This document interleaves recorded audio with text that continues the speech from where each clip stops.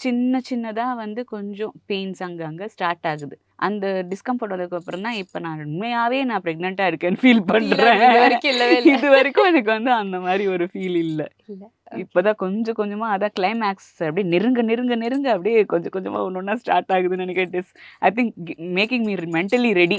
இது வந்து pain number 1 அடுத்து பெயின் கிரேட் நம்பர் 2 இப்படி வரும் அப்படின்ற மாதிரி அதுக்கு தான் ப்ரிப்பேர் ஆயிட்டு இருக்கேன். எப்படி இருக்கு அந்த லாஸ்ட் இப்போ 1 மந்த் தான் எப்ப வேணா ஆமா. நமக்கு என்ன வேணா நடக்கலாங்கிற மாதிரி. என்னென்ன மாதிரி ப்ரிப்பரேஷன்ஸ் போயிட்டு இருக்கு? நம்ம நெறைய விளாக்லாம் பார்ப்போம் இல்லையா? நெறைய ம். பேர் பண்ற அவ்ளோ ஐட்டம்ஸ் ரெடி பண்ணி வைப்பாங்க. ஆமா. அந்த ஹாஸ்பிட்டல் பேக் அது பேக் இது. எல்லாமே.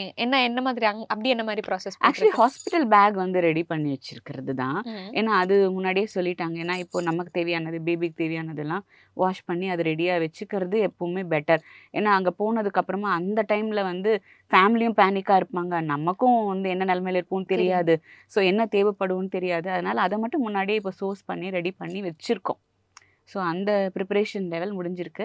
பட் அந்த மெயின் சினாரியோ நெருங்கிட்டே இருக்குன்னும் போது தான் கொஞ்சம் இப்பதான் அப்படியே டென்ஷன் ஆக ஆரம்பிக்குது.